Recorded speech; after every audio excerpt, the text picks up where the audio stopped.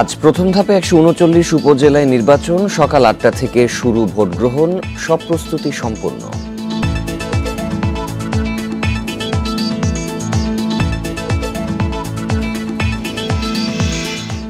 প্রতি বছর বাড়ছে থ্যালাসেমিয়া রোগী, বাহক 2,20,00,000 মানুষ, প্রতিকারে নেই উদ্যোগ।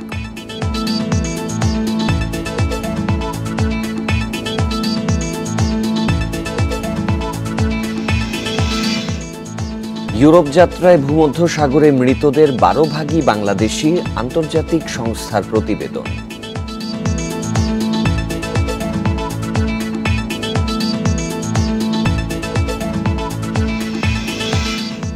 আজ 163তম রবীন্দ্র জয়ন্তী। দিন দিন কবিগুরুর বই বিক্রি আরও বাড়ছে, এখনো পথ দেখান রবীন্দ্রনাথ।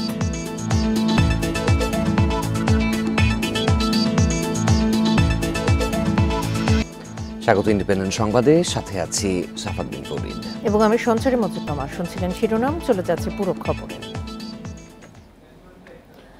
ষষ্ঠ উপজেলা পরিষদ নির্বাচনের প্রথম ধাপে 139 উপজেলায় ভোট আজ সকাল 8টা থেকে বিকেল 4টা পর্যন্ত একটানা চলবে ভোট গ্রহণ। প্রথম ধাপে 22টি উপজেলায় ইভিএমে এবং বাকিগুলোতে প্রচলিত ব্যালট পেপারে ভোট হবে। নির্বাচনের সব ধরনের আয়োজন শেষ করেছে কমিশন। দেশের মোট 495 উপজেলার মধ্যে নির্বাচন উপযোগী 485 উপজেলায় 4 ধাপে ভোট হচ্ছে এবার। প্রথম ধাপে মোট 1635 জন প্রতিদ্বন্দ্বী প্রার্থী রয়েছেন। এর মধ্যে চেয়ারম্যান পদে 570, ভাইস চেয়ারম্যান 625 এবং মহিলা ভাইস চেয়ারম্যান পদে 440 জন প্রতিদ্বন্দ্বিতা করছেন। তবে এ ধাপে চেয়ারম্যান পদে 8, ভাইস চেয়ারম্যান ও মহিলা ভাইস চেয়ারম্যান পদে 10 জন করে মোট 28 জন প্রার্থী ইতিমধ্যে বিনা প্রতিদ্বন্দ্বিতায় নির্বাচিত হয়েছেন। 5 উপজেলায় 3 পদে বিনা প্রতিদ্বন্দ্বিতায় নির্বাচিত হয়েছেন 15 জন। ভোটার প্রায় 3,14,00,000, ভোট কেন্দ্র প্রায় 12,000, ভোট কক্ষ প্রায় 78,000। প্রতিটি সাধারণ ভোট কেন্দ্রে 17 জন সদস্য ও গুরুত্বপূর্ণ ভোট কেন্দ্রে 18 থেকে 19 জন করে নিরাপত্তা সদস্য থাকবে। দুর্গম এলাকায় সাধারণ কেন্দ্রে 19 জন এবং গুরুত্বপূর্ণ কেন্দ্রে 20 থেকে 21 জন করে থাকবে নিরাপত্তা সদস্য। উপজেলা পরিষদের প্রথম ধাপের ভোটের আগের দিন নির্বাচনী এলাকাগুলোতে আইন শৃঙ্খলা রক্ষায় মাঠে নেমেছে 418 প্লাটুন বিজিবি। সেই সঙ্গে উপজেলা নির্বাচনের ব্যালট বাক্সের নিরাপত্তা সহ ভোটদানের শৃঙ্খলা বজায় রাখতে সারা দেশে আনসার ভিডিপির 1.5 লাখ সদস্য মোতায়েন করা হয়েছে। সবশেষ 2019 সালে পঞ্চম উপজেলা পরিষদ নির্বাচনে 5 ধাপে ভোট হয়। Mahmudul Hasan, independent news, Dhaka. উপজেলা নির্বাচন নিয়ে আরো জানাতে বরিশাল থেকে যোগ দিচ্ছেন সহকর্মী আল আমিন। আল আমিন, সব প্রস্তুতি তো সম্পন্ন হয়েছে, এই মুহূর্তের চিত্র কেমন দেখছেন?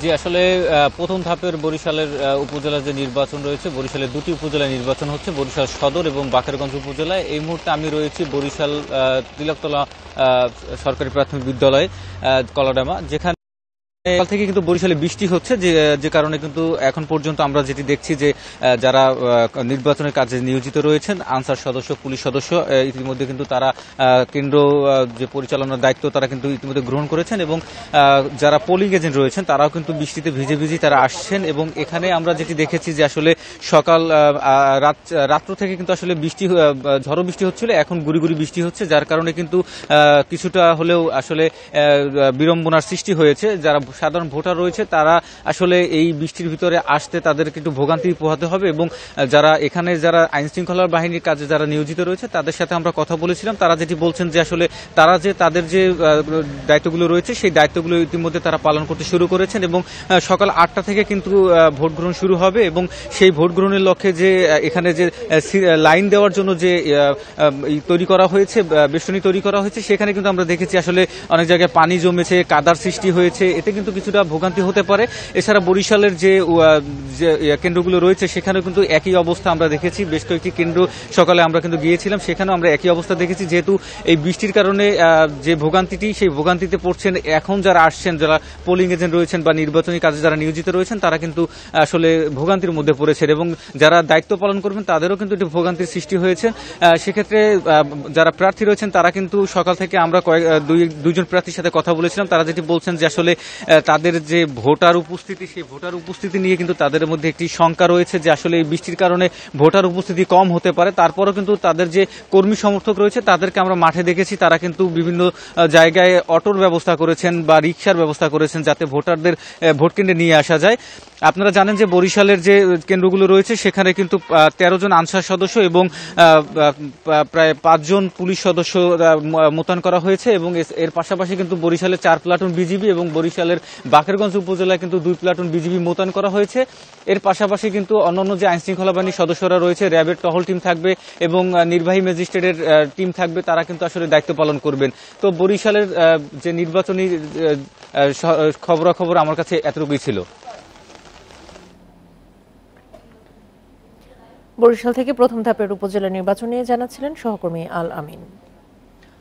সক্ষমতা থাকা সত্ত্বেও চাহিদা মতো বিদ্যুৎ উৎপাদন সম্ভব হচ্ছে না। জ্বালানি সংকটে লোডশেডিং করতে হচ্ছে বলে জানান বিদ্যুৎ প্রতিমন্ত্রী। মঙ্গলবার সংসদ অধিবেশনে প্রশ্নোত্তর পর্বে তিনি এসব কথা বলেন। আর তথ্য প্রতিমন্ত্রী বলেন, অনিবন্ধিত অনলাইন নিউজ পোর্টাল বন্ধ করতে বিটিআরসিকে অনুরোধ জানানো হবে। পুরো এপ্রিল জুড়েই ছিল তীব্র তাপ প্রবাহ, গরমে বিপর্যস্ত ছিল জনজীবন। এর সঙ্গে যোগ হয় লোডশেডিংয়ের দুর্ভোগ। সংসদে বিদ্যুৎ প্রতিমন্ত্রীর কাছে লোডশেডিংয়ের কারণ জানতে চান স্বতন্ত্র সংসদ সদস্য আব্দুল্লাহ নাহিদ নিগার। প্রতিমন্ত্রী বলেন, ক্যাপটিভ সহ 30,277 মেগাওয়াট বিদ্যুৎ উৎপাদনের সক্ষমতা রয়েছে বাংলাদেশের, কিন্তু এখন পর্যন্ত এবছর সর্বোচ্চ 16,477 মেগাওয়াট বিদ্যুৎ উৎপাদন হয়েছে। তিনি বলেন, জ্বালানি সংকটের কারণে উৎপাদন ব্যাহত হচ্ছে। কোভিড-19 মহামারীর পরবর্তীতে ইউক্রেন রাশিয়া যুদ্ধ, বৈশ্বিক জ্বালানি সংকটের কারণে পরিপূর্ণ সক্ষমতায় বিদ্যুৎ উৎপাদন সম্ভব হচ্ছে না। এর ফলে বিদ্যুৎ উৎপাদন সক্ষমতা থাকা সত্ত্বেও কিছু কিছু স্থানে নিরবিচ্ছিন্ন বিদ্যুৎ সরবরাহের সাময়িক অসুবিধা হচ্ছে।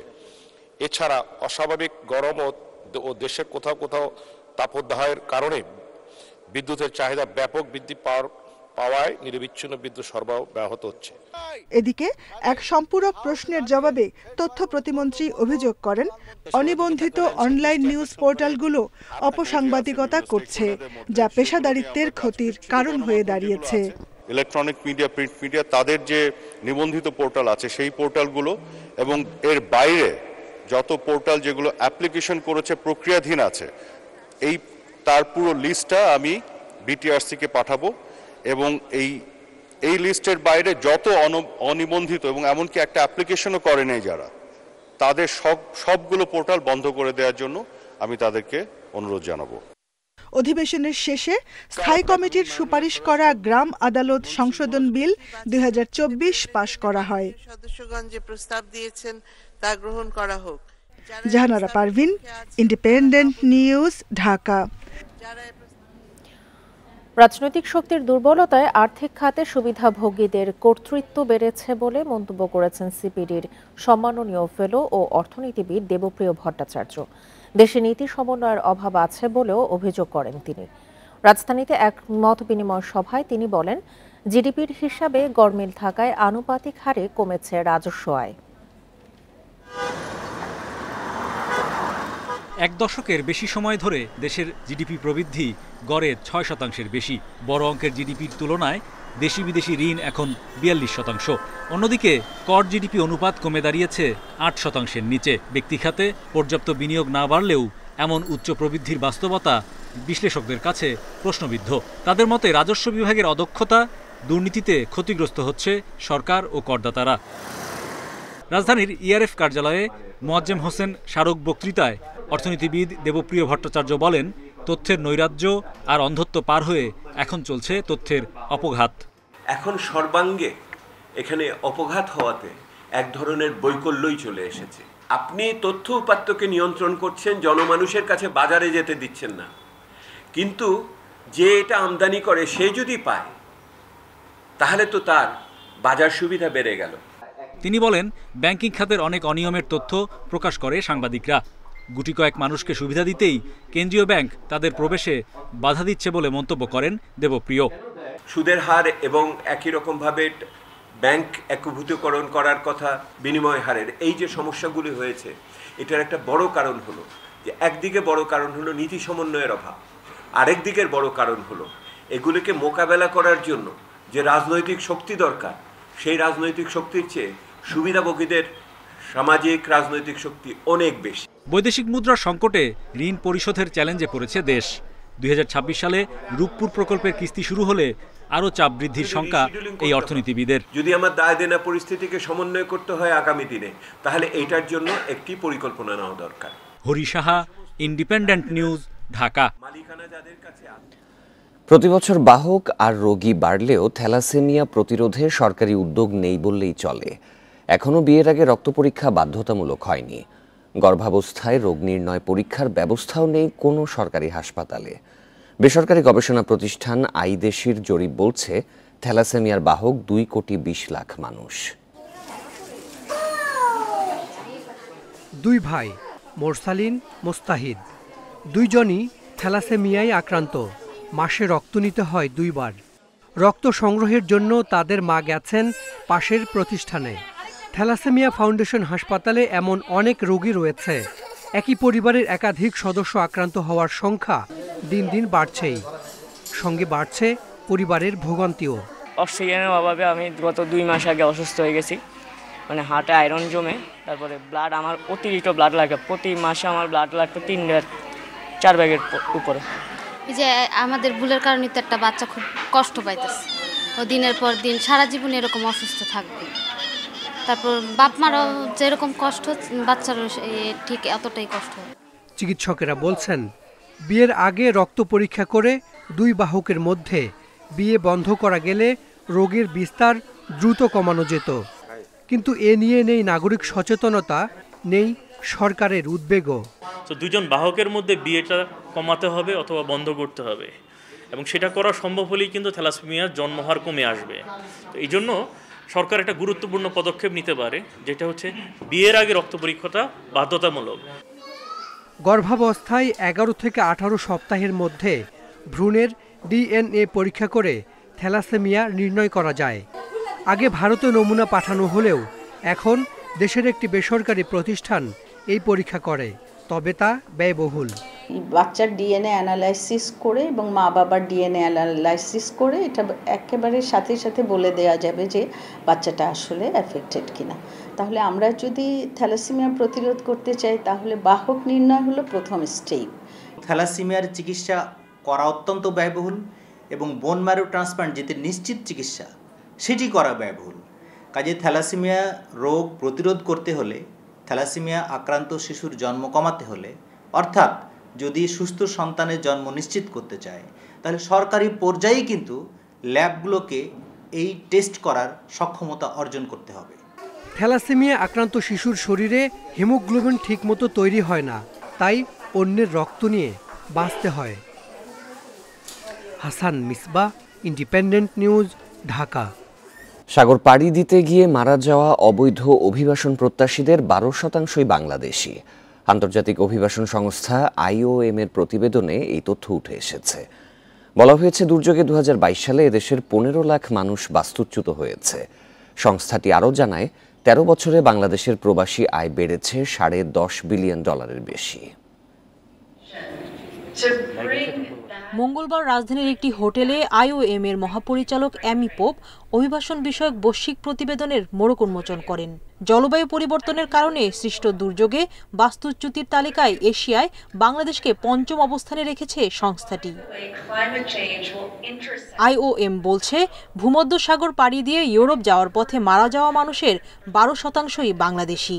জলবায়ু পরিবর্তনের প্রভাবে এমন অভিবাসন প্রত্যাশীর সংখ্যা দিন দিন বাড়ছে। But we need migration that is strategic, ভূমধ্যসাগর পাড়ি দিয়ে অবৈধভাবে ইউরোপ যাত্রা করতে গিয়ে মারা যাওয়া অভিবাসীদের 12% বাংলাদেশি। জলবায়ু পরিবর্তনের কারণে নিয়মিত অভিবাসন চ্যালেঞ্জ হয়ে পড়েছে। দেশগুলোর সমন্বিত চেষ্টা ঝুঁকি কমিয়ে আনতে পারে। And a set of policy outcomes that focus on the data. অনুষ্ঠানে প্রবাসী কল্যাণ প্রতিমন্ত্রী বলেন, জটিল বৈশ্বিক পরিস্থিতিতে নিরাপদ অভিবাসনের জন্য দেশগুলোর সমন্বিত চেষ্টার উদ্যোগ বেশ কঠিন হয়ে পড়েছে। সমসাময়িক অভিবাসন রাজনীতি, অর্থনীতি এবং ভৌগোলিক অবস্থার বাস্তবতায় প্রভাবিত। সবার সমন্বিত প্রচেষ্টা ছাড়া অভিবাসন ব্যবস্থাপনাকে সফল করা সম্ভব নয়। বাংলাদেশ পররাষ্ট্রমন্ত্রী বলেন, রোহিঙ্গাদের আশ্রয় দেওয়ার কারণে সন্ত্রাসবাদ, মানব পাচার ও মাদকের চ্যালেঞ্জে রয়েছে বাংলাদেশ। পৃথিবীর মোট জনসংখ্যার 36% অভিবাসী। আশা করি IOM এর এই বৈশ্বিক রিপোর্ট বৈষম্য দূর করবে। দ্রুতই রোহিঙ্গাদের প্রত্যাবাসনে জোরালো ভূমিকা রাখবে IOM। IOM এর হিসাবে 2000 থেকে 2022 সালের মধ্যে বিশ্বজুড়ে প্রবাসী আয় বেড়েছে 650%। 2010 সালে বাংলাদেশের রেমিটেন্স এসেছিল $10.85 বিলিয়ন। 2022 সালে তা হয়েছে $21.5 বিলিয়ন। সুলতানা জাহান মিতু, ইন্ডিপেন্ডেন্ট নিউজ, ঢাকা। অন্ধত্বের ঝুঁকিতে দেশের 19,46,000 মানুষ। তাদের 80% কোনো লক্ষণ নেই। গ্লুকোমা সোসাইটির গবেষণায় এই তথ্য উঠে এসেছে। মঙ্গলবার দুপুরে বঙ্গবন্ধু আন্তর্জাতিক সম্মেলন কেন্দ্রে এই তথ্য প্রকাশ করা হয়। চিকিৎসকেরা বলছেন, সময়মতো চিকিৎসা না করলে এসব রোগী হারাবে দৃষ্টিশক্তি। গ্লুকোমা হলে চোখের স্নায়ু ক্ষতিগ্রস্ত হয়, ধীরে ধীরে কমে যায় দৃষ্টি, একসময় অন্ধ হয়ে যায় রোগী। দেশে গ্লুকোমার প্রকোপ জানতে 35 বছরের বেশি বয়সী 12,000 মানুষের উপর জরিপ করেছে বাংলাদেশ গ্লুকোমা সোসাইটি। সোমবার বঙ্গবন্ধু আন্তর্জাতিক সম্মেলন কেন্দ্রে তুলে ধরা হয় ফলাফল। এতে দেখা যায় 19,46,000 মানুষ গ্লুকোমা রোগে আক্রান্ত, আর মৃদু লক্ষণ বা কারণ আছে 59 লাখ মানুষের। গ্লুকোমা রোগী তারা যদি চিকিৎসা ঠিক মতো না নেয়, তারা যদি ওষুধ না দেয় এবং প্রয়োজন মতো অপারেশন না করায়, তারা অন্ধত্বে বরণ করবেই। ছানি পড়লে ছানি চিকিৎসা করলে, অপারেশন করলে, লেন্স লাগালে আবার দেখতে পাবে। রেটিনারও অনেক রোগ আছে যেগুলো রেটিনার চিকিৎসা করলে আবার দেখতে পায়, কিন্তু গ্লুকোমা হয়ে যদি অন্ধ হয় এটা আর কখনো ভালো হয় না। তো এটা একবারে হঠাৎ করে হয় না, তো আস্তে আস্তে আস্তে আস্তে হয়, মানুষ প্রথমে বুঝতে পারে না। দেশে গ্লুকোমা রোগী বাড়ছে। মাত্র 13 ভাগের ক্ষেত্রে হালকা চোখে ব্যথা দেখা দেয়। বেশিরভাগেরই লক্ষণ না থাকায় বয়স 35 পার হলে বছরে অন্তত একবার চোখ পরীক্ষার পরামর্শ চিকিৎসকদের। আমি নিজেও ক্যাটারাক্ট অপারেশন করেছি, আমি জানি। সুতরাং আমারও চোখ দেখাইতে হয় মাঝে মাঝে। এই সচেতনতা যদি আমরা সবার কাছে ছড়িয়ে দিতে পারি, তাহলে আমার মনে হয় যে আমাদের এই অভিশাপ থেকে আমরা মুক্ত পাব। বাংলাদেশে অন্ধত্বের দ্বিতীয় কারণ গ্লুকোমা। এই রোগের বড় কারণ এখনও অজ্ঞাত। পারিবারিক ইতিহাস থাকা, ডায়াবেটিস ও উচ্চ রক্তচাপ এবং স্টেরয়েড জাতীয় ওষুধের কারণেও হতে পারে glaucoma. Hasan Misbah, Independent news, Dhaka. আজ 163তম রবীন্দ্র জয়ন্তী। এত বছর পরও ডিজিটাল প্রযুক্তি, কৃত্রিম বুদ্ধিমত্তার যুগে নতুন প্রজন্ম কি রবীন্দ্র সাহিত্য পড়ছে? এই প্রশ্নে প্রকাশকেরা জানাচ্ছেন, দিন দিন কবিগুরুর বই বিক্রি আরও বাড়ছে, বেরোচ্ছে নতুন নতুন সংস্করণও। অন্যদিকে গবেষক বলছেন, সভ্যতা সংকট বা যুদ্ধময় বিশ্বে এখনও পথ দেখান রবীন্দ্রনাথ। তাঁর শিক্ষা দর্শন, প্রকৃতি ভাবনা, গ্রামকেন্দ্রিক বিশ্বচিন্তা আজও সংকট সমাধানের সূত্র।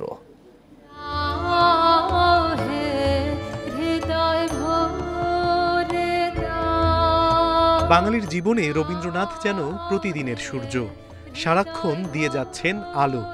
তবে প্রশ্ন জাগে, বর্তমান প্রজন্ম কি তাকে পড়ছে, শুনছে তার গান, নাকি শুধু তাকে ধারণ করছে পোশাকে আশাকে? আমরা রবীন্দ্রনাথকে মনের প্রাণে ধারণ করেই বিদায় সেটাকে টি শার্টের মধ্যে ফুটিয়ে তুলেছি। তার যে একটা চিন্তাধারা যে সমাজকে উন্নত করার, সেটা প্রত্যেকটা স্তরের মানুষের, সেই জিনিসটা খুব সুন্দর। বাংলা সাহিত্যের বিভিন্ন লেখকদের একটা জায়গায় বিভিন্ন আসনে বসাই, সেখানে দেখা যাবে সর্বোচ্চ যে আসনটা, সেখানে আমরা সবসময় আমাদের কবিগুরু রবীন্দ্রনাথ ঠাকুরকেই রাখি। 2001 সাল পর্যন্ত কবিগুরুর বই প্রকাশের এখতিয়ার ছিল শুধু বিশ্বভারতীর। সত্য উঠে যাবার পর দেশের নানা প্রকাশনী প্রকাশ করছে তার বই। প্রকাশকরা জানাচ্ছেন এ বই বিক্রি দিন দিন বাড়ছে। এবারের ২১শে বইমেলায় পাঠক সমাবেশ সবচেয়ে বেশি বিক্রি করেছে তাদের গীতাঞ্জলি। বাতিঘরের শেষের কবিতার ষষ্ঠ মুদ্রণ বাজারে, 5 বছরে বিক্রি প্রায় ৬,০০০ কপি। এত বড় গল্পগুচ্ছ, রবীন্দ্রনাথের উপন্যাস, গোড়াই তো অনেক বড় উপন্যাস, তার মানে সব উপন্যাস, রবীন্দ্রনাথের নাটক, আপনি দেখবেন যে রবীন্দ্রনাথের চিঠিপত্র, সমস্ত কিছু কিন্তু আলাদা আলাদা করে বিভিন্ন প্রকাশনা সংস্থা থেকে প্রকাশিত হয়েই চলেছে। এটা তো সহজেই অনুমেয় যে রবীন্দ্রনাথের পাঠক ক্রমান্বয়ে বাড়ছে। শিল্প সাহিত্য দর্শনের পাশাপাশি বাঙালির ফ্যাশন ও মানুষ গঠনেও বড় প্রভাব রবীন্দ্রনাথের। রবি ঠাকুর আমার অন্তরে সবসময় আছে। আমার এই জগতে, ফ্যাশন জগৎ বলেন, আর্টিস্টিক জগৎ বলেন, সব কিছুতে রবি ঠাকুর আমার অন্তরে। কেন? উনি কি না করতে পারতেন, গান লিখতেন, নৃত্যনাট্য, ডাইরেকশন, তারপর লেখালেখি, কাজেই রবি ঠাকুর আমার জন্য এখানে। প্রকৃতি ধ্বংস করে নগরায়ণ চাননি রবীন্দ্রনাথ। তার শিক্ষায় প্রতিটি গাছ হবে শিশুর শিক্ষক। তবে সে শিক্ষা এখন পিছু হটছে। এ সংকট উত্তরণেও রবীন্দ্রনাথেরই দ্বারস্থ হতে বলছেন শিক্ষাবিদ সৈয়দ মঞ্জুরুল ইসলাম। তার প্রকৃতি চিন্তা, যেমন তিনি নগরায়নের বিরুদ্ধে ছিলেন, যদিও জানতেন নগরায়ন অবধারিত, কিন্তু অরণ্যকে ধ্বংস করে নগর যদি গড়া হয়, তিনি বলছেন তোমার নগর তুমি নিয়ে নাও, কিন্তু আমার অরণ্য তুমি আমাকে ফিরিয়ে দাও। এখন তো আমরা সেটাই ভাবছি। রবীন্দ্রনাথের আরও প্রয়োজন, কারণ তার গ্রাম কেন্দ্রিক বিশ্বচিন্তাকে আমাদের ধারণ করতে হবে। তিনি একই সঙ্গে স্থানীয় আবার বৈশ্বিক। তিনি আরও বলছেন, যতদিন হিংস্র রাষ্ট্রশক্তি পৃথিবীকে বিভৎস করে তুলবে, সাম্প্রদায়িকতা ও নৈতিকতার সংকট থাকবে, ততদিন রবীন্দ্রনাথের উদার চিন্তা আমাদের পথ দেখাবে। অনিমেষ কর, ইন্ডিপেন্ডেন্ট নিউজ, ঢাকা। সাহিত্যের প্রায় সব শাখায় কবিগুরু রবীন্দ্রনাথ ঠাকুরের ধ্রুপদী বিচরণ। তবে তিনি বিশেষ হয়ে আছেন গানে। প্রেম, ব্রহ্মসঙ্গীত থেকে শুরু করে ঋতুভিত্তিক গান সবখানেই তার মুন্সিয়ানা। বৈশাখে দুঃসহ খরতাপ দহনবেলার পাশাপাশি তিনি শুদ্ধতা চেয়েছেন প্রলয়রূপী বৈশাখী ঝড়ে।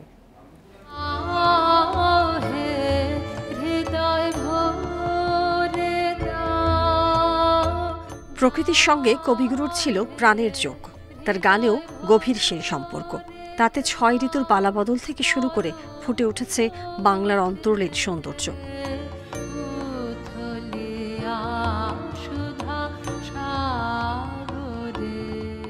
1889 জমিদারি দেখাশোনা করতে কলকাতা থেকে শিলাইদহে আসেন রবীন্দ্রনাথ। এ সময়ই সবচেয়ে গভীর করে দেখেন বাংলার প্রকৃতিকে। তার বৈশাখের গানে দুঃসহ খরতাপ দহন বেলার কথা যেমন আছে, তেমনি আছে এর আস্বাদনও। জরা খরা অবসাদের অবসান চেয়েছেন প্রলয়রূপ বৈশাখী ঝড়ে। গীতিনাট্য চণ্ডালিকায় গাথা আছে প্রকৃতির সেই বঞ্চিত সন্তপ্ত জীবনের হাহাকারের কথা। চোখে আমার তৃষ্ণা, ওগো তৃষ্ণা আমার বক্ষ জুড়ে। আর এই শুদ্ধ জীবনবোধের প্রত্যাশা শুধু গ্রীষ্মের প্রকৃতি নয়, বিস্তৃত প্রেম এবং স্বদেশ পর্যায়ের গানে। প্রথম বাংলাদেশে যখন শিলাইদহে এলেন, তখন এসেই উনি চিঠি লিখলেন যে মানে প্রকৃতি যে এত সুন্দর আগে উনি দেখেননি, সেটা মানে তার মানে প্রকৃতি দেখে একদম মুগ্ধ হয়ে গেলেন আর কি। তো তারপরে রবীন্দ্রনাথের আসলে অন্য রবীন্দ্রনাথের জন্ম হলো। গ্রীষ্ম ছাড়াও বর্ষার সজীবতা, শরতের রৌদ্রোজ্জ্বল দিন, হেমন্তের শস্য সম্ভার, শীতে জীর্ণতা আর বসন্তের নবরং তার পংক্তির পরতে পরতে। আর এই উপলব্ধি অটুট রাখতে রবীন্দ্রনাথের গানের আদিরূপ ধরে রাখার কথা বলছেন শিল্পীরা। যিনি এটা সৃষ্টি করেছেন, তার গানটা উনি যেভাবে দেখতে চেয়েছেন, সেইখানে তার সেই ভাব, গানের অর্থ, সেইটা যদি প্রকাশের বদলে অন্য কিছু প্রকাশ পায়, সেটা তো গ্রহণযোগ্য নয়।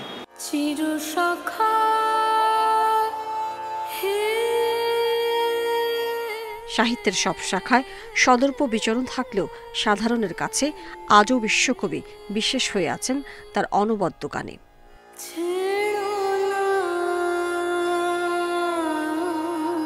Mahmuda Momita, Independent news, Dhaka. রবীন্দ্রনাথ ঠাকুরের স্মৃতি বিজড়িত নওগাঁর পতিশ্বর কাছারি বাড়ি প্রত্নতত্ত্ব অধিদপ্তরের সংরক্ষিত স্থাপনা। তবে প্রয়োজনীয় সুযোগ সুবিধা না থাকায় রবীন্দ্র স্মৃতি জাদুঘরে গবেষক, ভক্ত ও সাধারণ দর্শকদের আনাগোনা কম। সংগ্রহের উদ্যোগ না নেয়ায় বিশ্বকবির স্মৃতি সম্বলিত অনেক নিদর্শন ছড়িয়ে আছে বিভিন্ন স্থানে। কবি জন্মদিবস 25শে বৈশাখ ঘিরে জাতীয় পর্যায়ের রবীন্দ্র উৎসব ও মেলায় আসেন দেশ বিদেশের রবীন্দ্রপ্রেমীরা। 1905 সালে অক্সফোর্ড থেকে রবীন্দ্রনাথ ঠাকুর বিভিন্ন বই সংগ্রহ করে কাছারি বাড়িতে আনেন। সেসব বইয়ের ঠাঁই হয়নি রবীন্দ্র স্মৃতি জাদুঘরে। বইগুলো পড়ে আছে পাশের শিক্ষা প্রতিষ্ঠানে। বিশ্বকবির প্রতিষ্ঠিত কৃষি সমবায় ব্যাংকের লোহার সিন্দুকটিও স্থান পায়নি জাদুঘরে। আর ব্যাংকের জলছাপযুক্ত লেজারের কোনো হদিসই মিলছে না। রবীন্দ্রপ্রেমী মতিউর রহমান 22 বছর ধরে কবির স্মৃতি বিজড়িত বিভিন্ন নিদর্শন সংগ্রহ করলেও সেগুলো নেয়নি প্রত্নতত্ত্ব অধিদপ্তর। তাই নিজের শিক্ষা প্রতিষ্ঠানের শ্রেণীকক্ষেই রবীন্দ্র স্মৃতি সংগ্রহশালা গড়ে তুলেছেন তিনি। ঐতিহাসিক এই স্থাপনাটি শুধু 25শে বৈশাখ গুরুত্ব পাওয়ায় হতাশ রবীন্দ্রপ্রেমী ও ভক্তরা।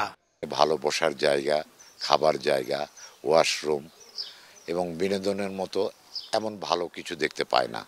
নাগর নদীর তীরে প্রতিশ্বর কাছারি বাড়িতে জাদুঘর স্থাপন করা হয় 2009 সালে, কিন্তু গত 15 বছরেও বিভিন্ন সুযোগ সুবিধা উন্নত হয়নি, অভিযোগ দর্শনার্থীদের। এরপরেও দূর দূরান্ত থেকে জাদুঘরে আসছেন রবীন্দ্রপ্রেমীরা। প্রায় প্রতিদিনই 70 জনের মতো দর্শক আসে। সবচেয়ে বেশি সরকারি ছুটিগুলোতে এবং ঈদুল আজহা, ঈদুল ফিতরে দর্শক আসে। দর্শকদের আকৃষ্ট করতে শীঘ্রই বড় পরিসরে প্রকল্প নেয়ার পরিকল্পনা চলছে, জানালেন কর্মকর্তারা। নওগাঁ জেলার যেই প্রত্নতাত্ত্বিক যে সাইটগুলো আছে প্রত্যেকটা সাইট নিয়েই একটি প্রজেক্ট করা যায় কিনা প্রত্নতত্ত্ব অধিদপ্তর বিষয়টি মানে চলমান প্রক্রিয়াধীন আছে। রবীন্দ্রনাথ ঠাকুর প্রথম প্রতিসরে আসেন 1891 সালে। এলাকার প্রাকৃতিক সৌন্দর্য আর সহজ সরল প্রজারা তাকে মুগ্ধ করেন। মৃত্যুর 4 বছর আগে কবিগুরু শেষবারের মতো প্রতিসর থেকে বিদায় নেন 1941 সালের 7 August. Hasibur Rahman, Independent News, প্রতিসর, নওগাঁ। ঢাকা বিশ্ববিদ্যালয়ের সাংবাদিকতা বিভাগের অধ্যাপক নাদির জুনায়েদের বিরুদ্ধে শিক্ষার্থীকে যৌন হয়রানির প্রমাণ পেয়েছে ফ্যাক্ট ফাইন্ডিং কমিটি। মঙ্গলবার সন্ধ্যায় বিশ্ববিদ্যালয়ের সিন্ডিকেট বৈঠকে তদন্ত কমিটির প্রতিবেদন জমা দেওয়া হয়। অধিকতর তদন্তের জন্য প্রতিবেদনটি বিশ্ববিদ্যালয়ের যৌন নিপীড়ন প্রতিরোধ সেলে পাঠানো হয়েছে। তাদেরকে 2 মাসের মধ্যে রিপোর্ট দিতে বলা হয়েছে। তদন্ত শেষ না হওয়া পর্যন্ত অধ্যাপক নাদিরকে প্রশাসনিক ও একাডেমিক কার্যক্রম থেকে অব্যাহতি দিয়েছে বিশ্ববিদ্যালয় সিন্ডিকেট। গত 10 ফেব্রুয়ারি অধ্যাপক নাদিরের বিরুদ্ধে যৌন হয়রানির অভিযোগ করেন এক শিক্ষার্থী ও শিক্ষকের বিরুদ্ধে মানসিক নির্যাতনের অভিযোগ রয়েছে আরও 2 শিক্ষার্থীর।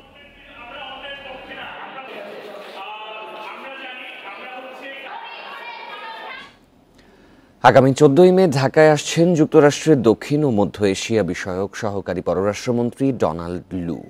ঢাকা ওয়াশিংটন সম্পর্ক জোরদার ও ভবিষ্যৎ সম্পর্কের রূপরেখা নিয়ে আলোচনার জন্যই তার এই সফর। 2 দিনের সফরে সরকারি বেসরকারি পর্যায়ে কয়েকটি বৈঠক ও মতবিনিময় সভায় অংশ নেবেন তিনি।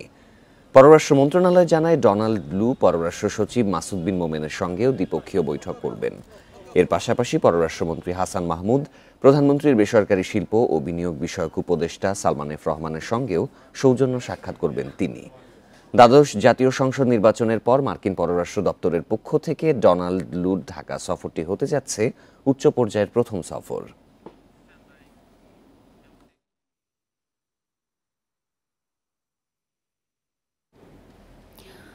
মৌসুমের প্রথম ভারী বৃষ্টিতে পানিতে ডুবেছে চট্টগ্রাম। জলাবদ্ধতা নিরসনে চলমান মেগা প্রকল্প কতটা কাজে আসছে তা নিয়ে চলছে জল্পনা কল্পনা।